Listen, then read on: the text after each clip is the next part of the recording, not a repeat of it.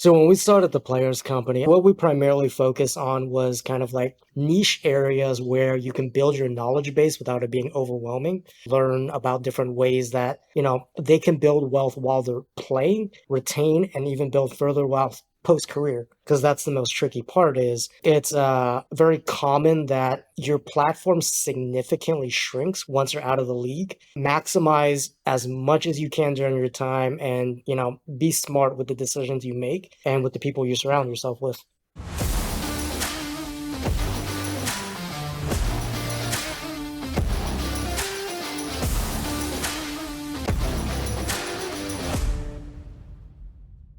What's up, Tom? How are you? I'm doing great, Justin. How are you doing today? I'm good, man. It's good to have you on the show. Your story is a fun story, so I cannot wait to get in it. Being just a former NFL sports scientist. I don't know that I've ever met anyone else that has done that, and I'm excited to dig in. Absolutely. I appreciate you having me on today. Yeah, well, you and we've connected on a number of things. I think we share a similar passion for helping educate the world in investing. You've done very well as an investor. You're doing a great job as an educator. And I noticed that there's this big overlap because I've got, my big lifestyle investor mastermind and extended community. You've got your Players Club, which we're going to talk about, the Players Company.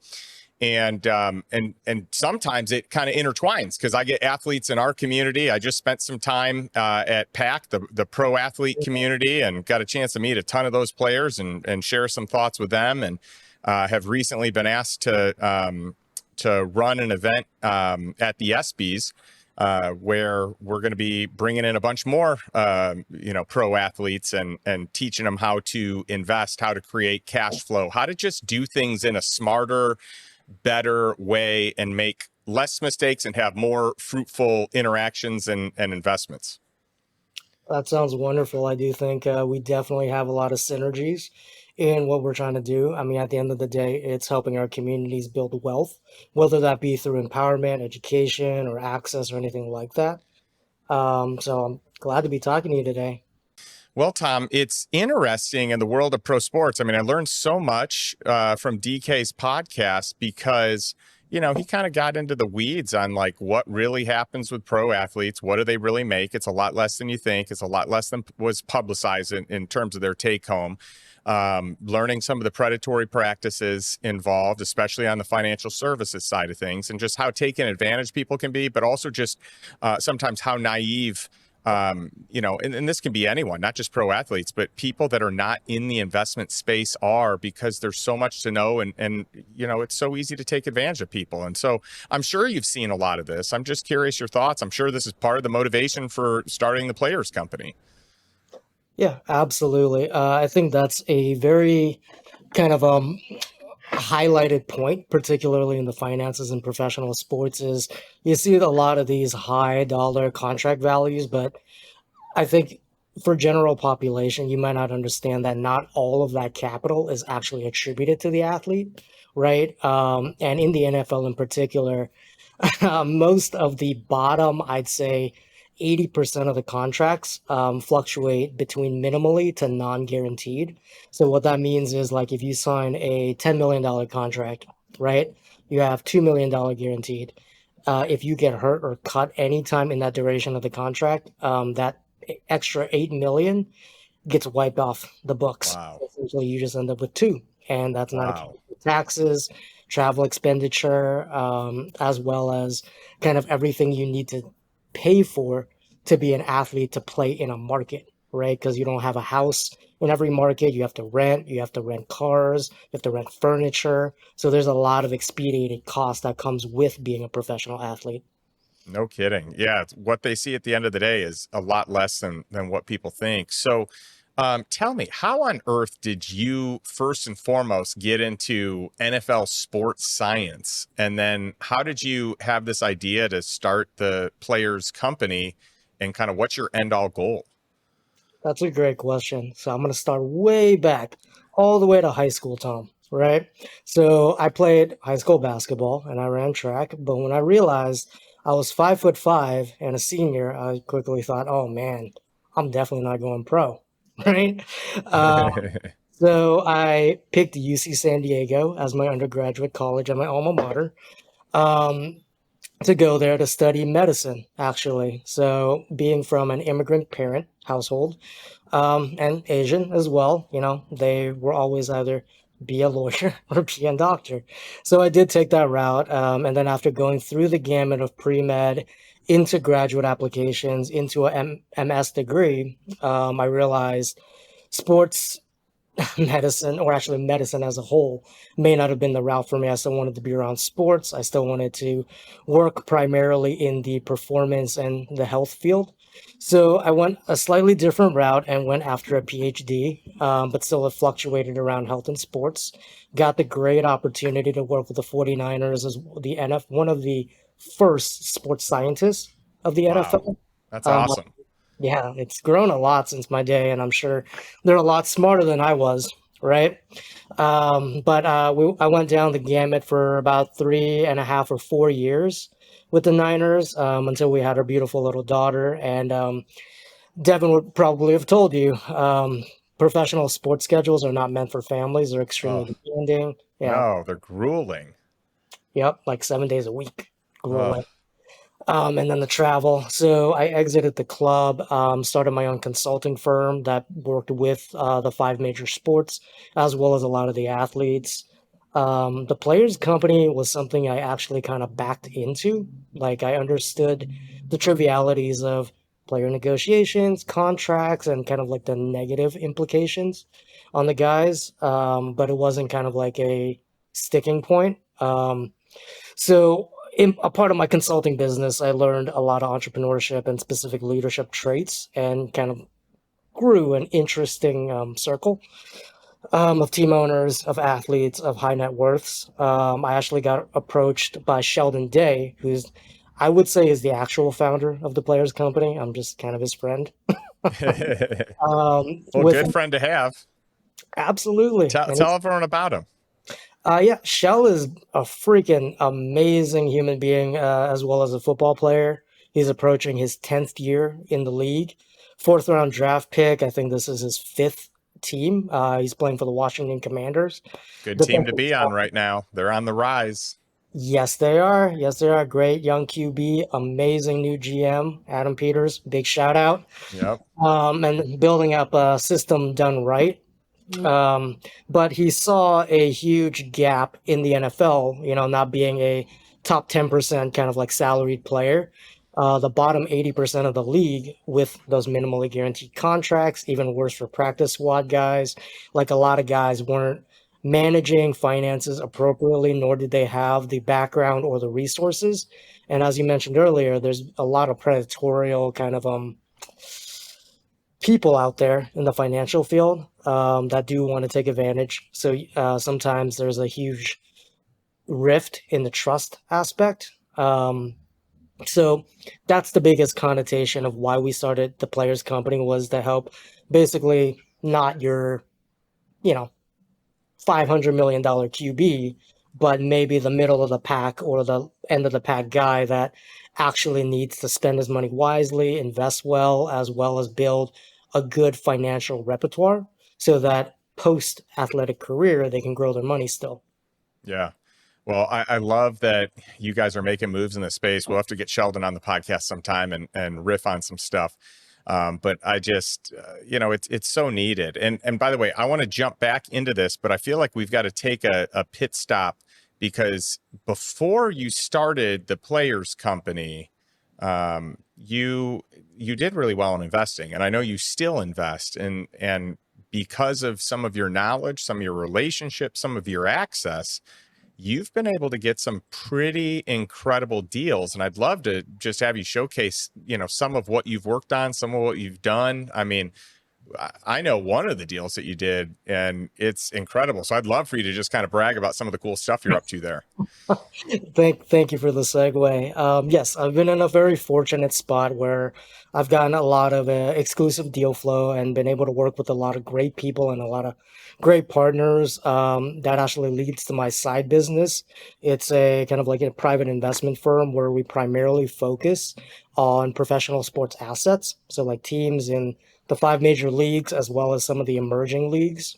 And then kind of the big kicker associated with it is the commercial real estate development or purchase abilities. That helps you offset the kind of the dead cash locked up in a professional team. You're able to get the cash flow from the real estate, as well as you can depreciate the hard asset, if you will.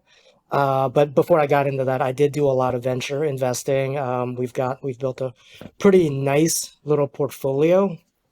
Um, I'll actually spotlight one of our portfolio companies. It's ATS Innovation. It's started by Taya Phillips, Hmm. phenomenal founder. She's a very smart girl, and she was able to actually get a patent while she was still an undergrad, which is extremely impressive. And that's usually what I look for in any company I work with, either as an investor, advisor, or board member, is what the capabilities and the background and demeanor of the founder is.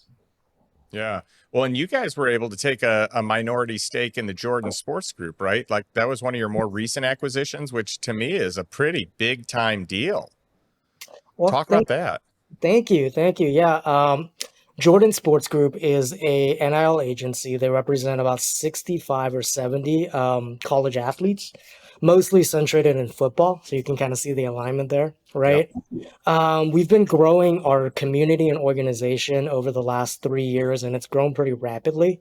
It currently consists of a lot of current and former athletes, high net worth individuals, couple of multi offices and family offices, and a lot of entrepreneurs. But with the evolving aspect of the NIL landscape, where kids are getting 6 to 7 figure deals per annual, like And that's only going to go up.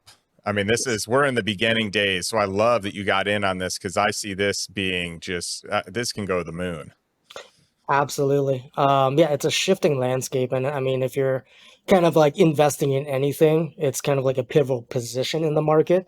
So we acquired a portion and partnered with Jordan Sports Group primarily because their founder, Miles Jordan, is a good human being, and being a former collegiate athlete himself, as well as an attorney, he's able to kind of help his athletes the way we would like them to be helped, like there isn't any predatorial nature. It's fair, and everything is fully transparent, which is the biggest aspect. And doing this deal helps give us a cornerstone in that market, because traditionally we've stayed professional, right? Nothing college. It's been the wild, wild west. But having a asset and a partner that has area expertise in that area helps us serve our community a lot better and grow it. Yeah, that's awesome.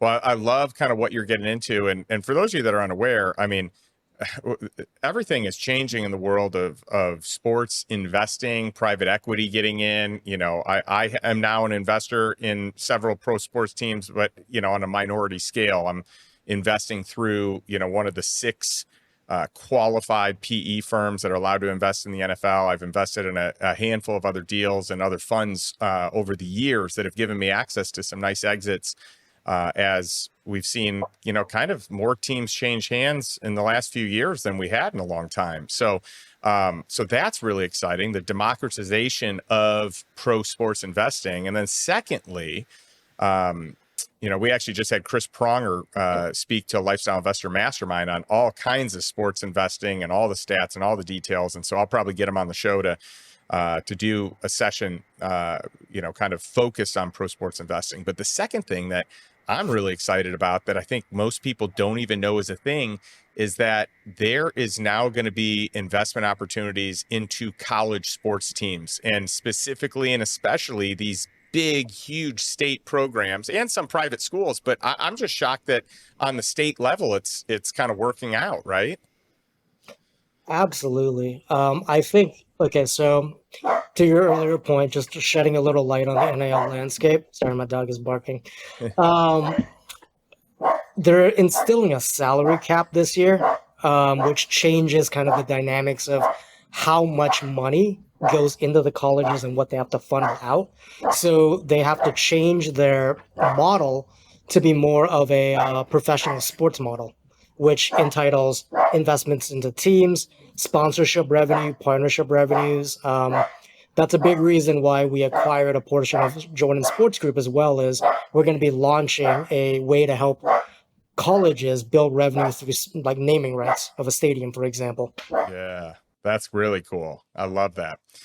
Um, yeah, a lot of opportunity here. So let's dovetail back to the Players Company because I want to talk about, some of the impetus for this and what you're doing on a regular basis to have positive impact on the pro athletes that are entering. So you have some rookies, you have some people that are kind of graduating out or retiring out. By the way, sometimes by choice, sometimes by force or, because a contract wasn't renewed or injury, right? And so you've got all these, athletes that are great at this one thing, probably don't even know how to leverage their name, their brand, especially if they're not as big of a name or not as well known, maybe if they're second string or something like that.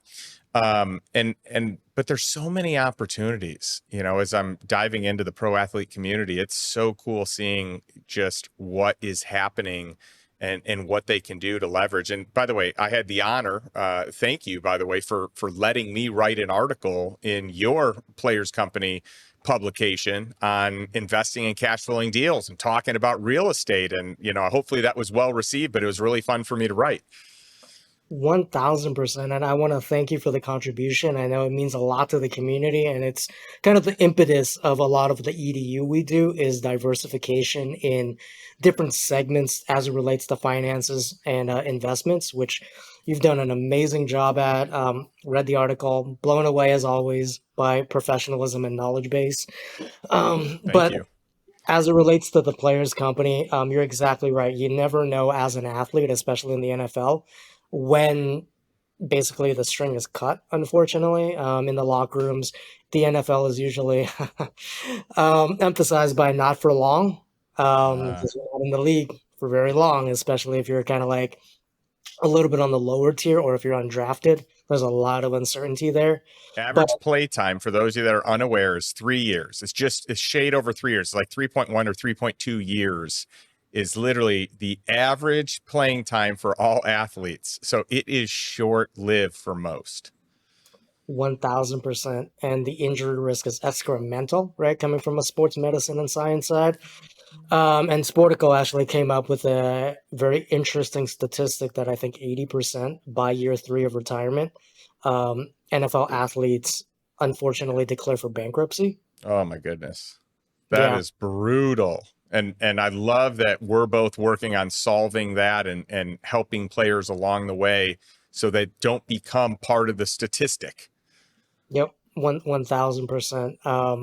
So when we started the Players Company, a couple of executable ideas and what we've built out on the EDU side was niche area expertise, right? Because as an athlete, you not only get a lot of opportunities, but you also have a lot of ask from like early stage founders to be like an advisor, to be kind of like a ambassador, all of these things that leverage your platform.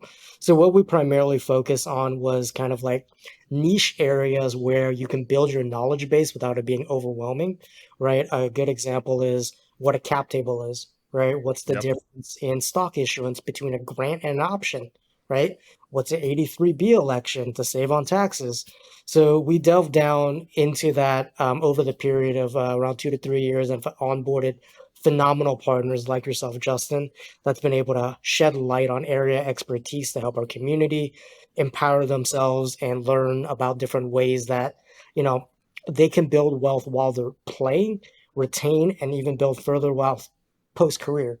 Because that's the most tricky part is it's very common that your platform significantly shrinks once you're out of the league. Yeah, So that I makes always sense. advise people, yeah, even in college, right? You have a That's 4 year right. window. Maximize as much as you can during your time, and be smart with the decisions you make and with the people you surround yourself with. Yeah. And so you've got a number of players that are part of this. And I am curious what some of the biggest takeaways you've heard. Like, I think you and we look through it through a lens of like 83B election. Yeah, of course we're doing that. Most people don't even know about that. So that's like a technicality where you actually have to file a form, mail it in.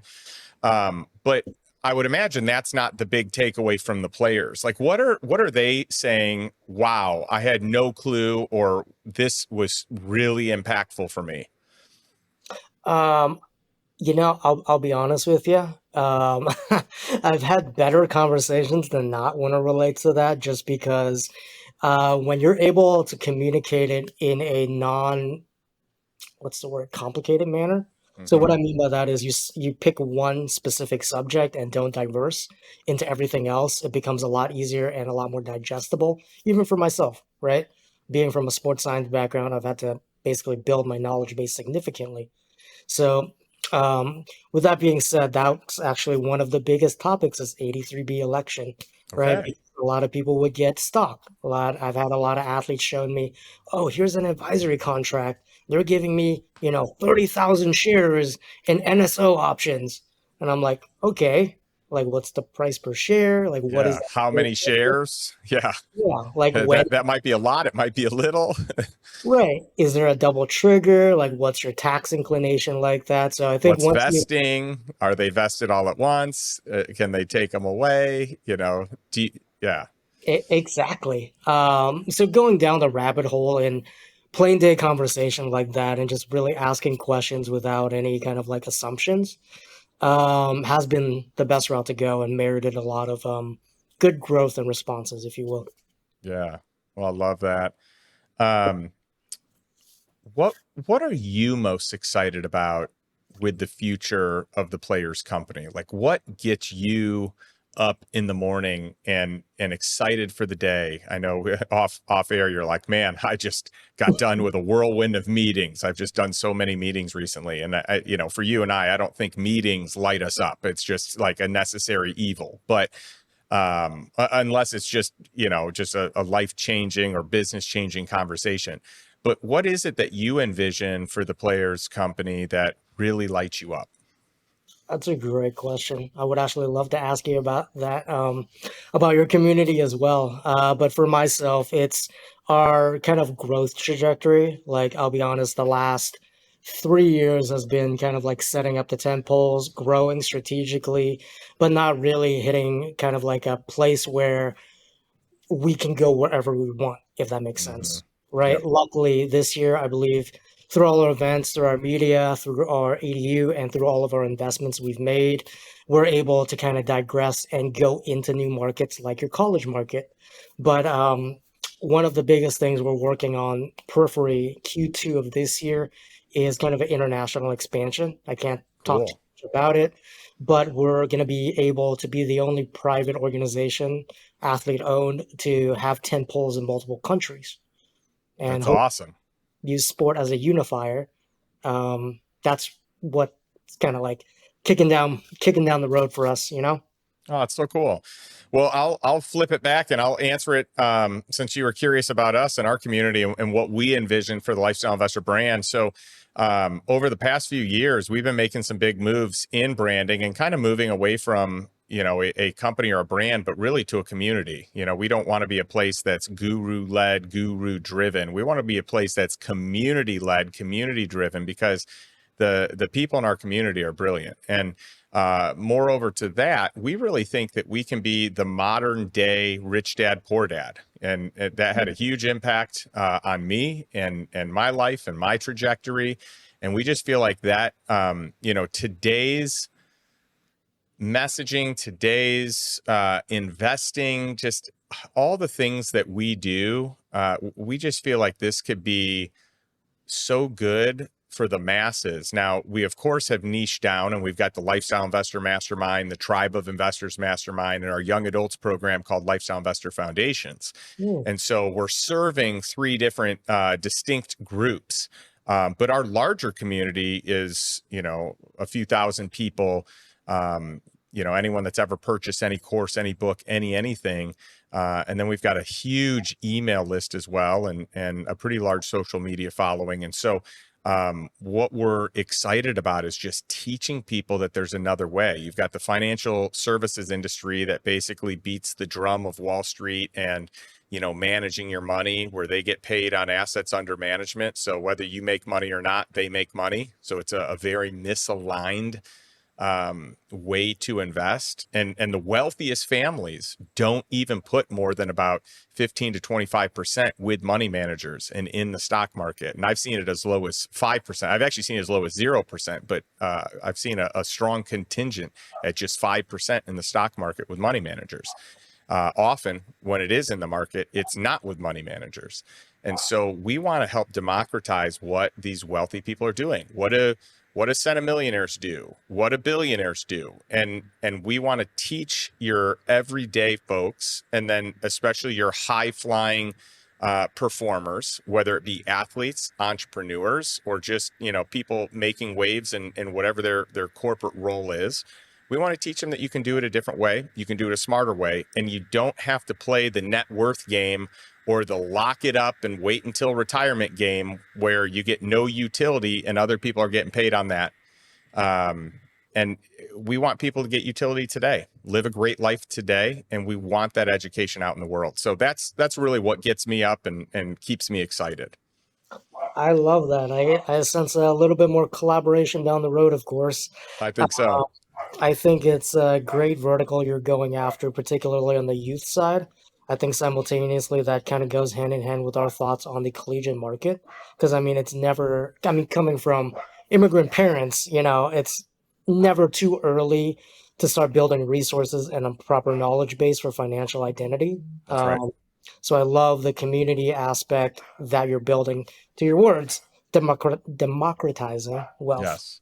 Yeah, I think that's so important. And, I think that we're going to see a lot more people under this administration. You started seeing a little bit under the last administration, but where you have non-accredited investors being able to invest in the deals that accredited investors can invest in. So before it was totally like off the table. You had to have a certain net worth, had to make a certain income to be able to invest in those deals. And now I see that changing. And I do think we're going to be in a place where anyone gets a fair shot. And I do think Wall Street kind of put this in place as, it's a disservice to the people, but it's certainly, it handcuffs your average everyday person to the stock market and to financial advisors and to Wall Street. And I don't think that that's right or fair.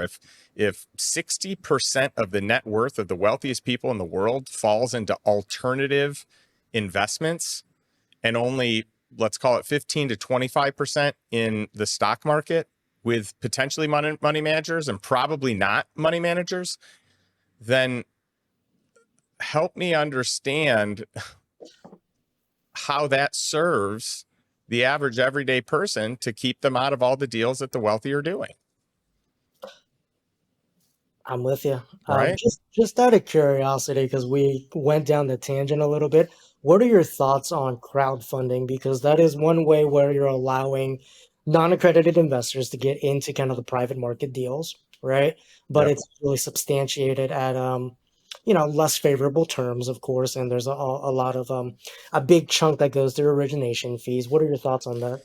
Well, I like that it's a partial democratization of that type of investment. Right now, it's really your only channel Mhm. for non-accredited investors to get exposure. What I don't like is that, any investor would call those retail deals, meaning you're appealing to a retail audience. You're going to charge higher fees. You're going to have higher splits. You're going to have, it's just going to be misaligned.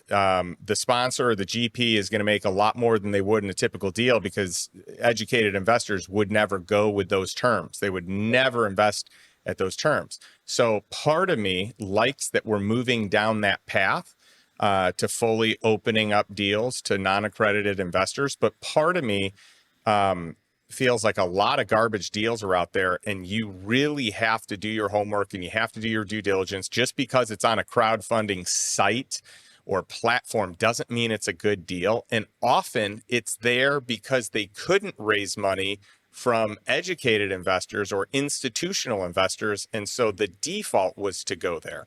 So I would say the scrutiny on the deals has to be at an all-time high.